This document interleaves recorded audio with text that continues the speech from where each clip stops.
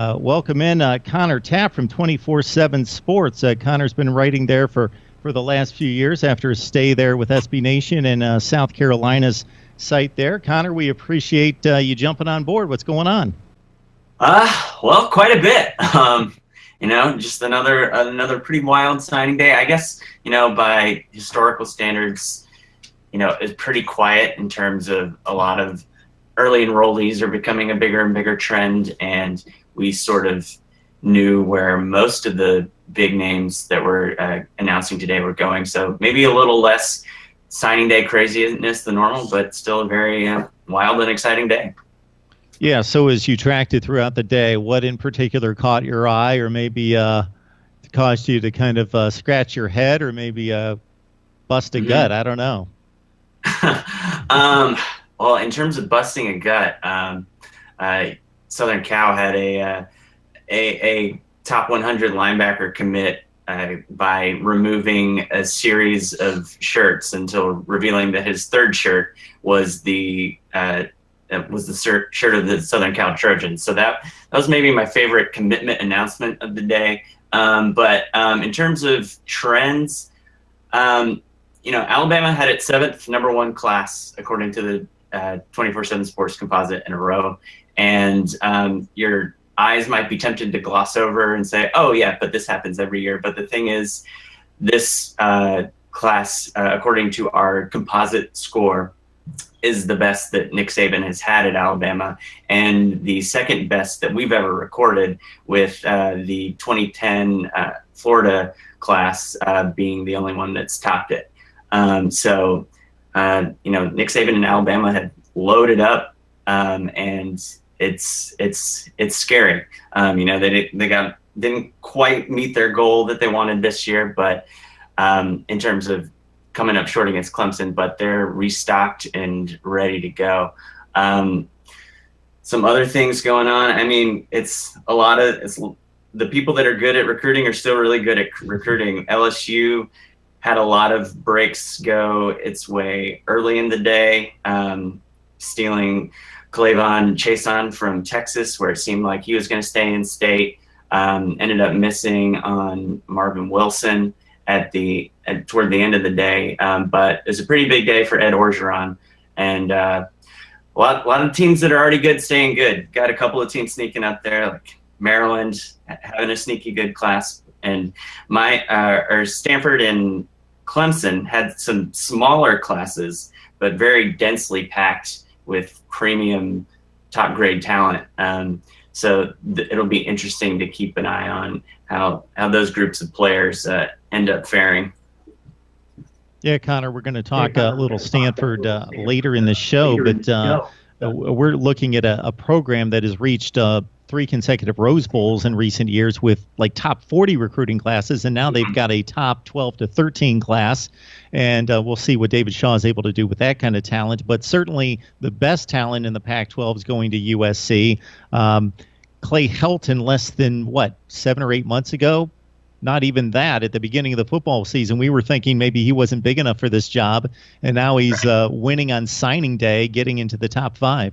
Yeah, closed out the day with a pair of commitments from some kids right there in his backyard in Los Angeles. The number 1 overall athlete in our class, Greg Johnson, and his high school teammate, Joseph Lewis, the 5-star wide receiver.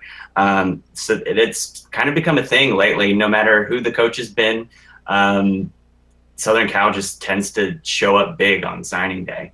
And part of that is down to the fact that Southern Cal is just always in the mix with the kinds of recruits that are going to stretch it out until the very end. But yeah, I mean, with the way Clay Helton has things going, it is really impressive how he's got things turned around. And the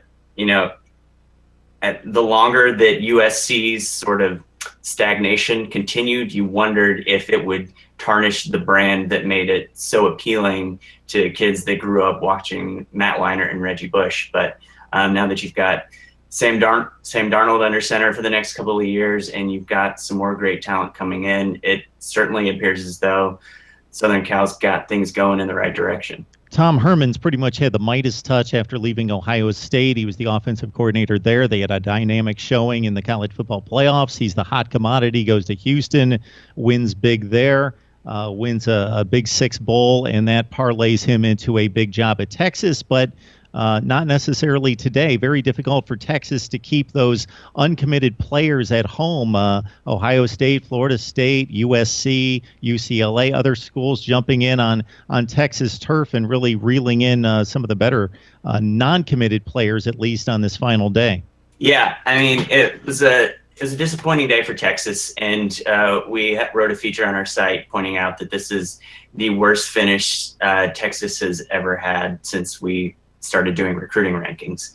Now, mind you, they're just 26th in our composite, so by many teams' standard, that's a perfectly fine or even great class.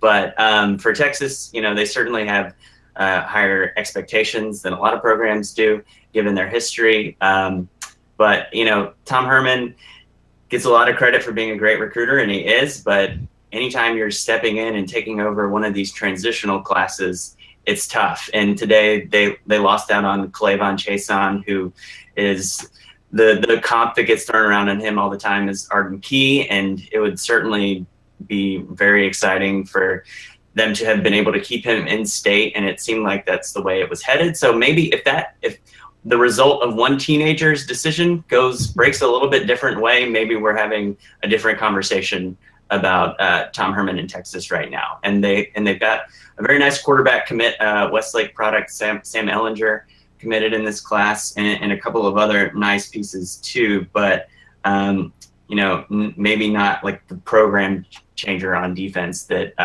Chason could be if he hits his upside potential. But I think it's really the second recruiting class where you can really start to judge results. And given Tom Herman's long track record of being a great recruiter, I don't think we're not anywhere close to. Man hasn't even coached a game yet, so Texas fans are prone to panic, maybe a little bit more so than other fan bases. But I think things are going to be fine. No question about that. Connor, we like to think here at Mark Rogers TV, and especially on College Football Coast to Coast, that we speak to the intelligent, the smart fan, the thinking fan. So definitely, if you love college football and want to dig a little bit deeper, check out Connor's work at 247 Sports. He writes some exceptional stuff, delving into some things, as we talked about with the College Football Playoff Committee 2 weeks ago, that maybe not the average fan's thinking about, but some interesting stuff out of Connor on a regular basis. Connor, we appreciate it. You bet. Always a pleasure, man.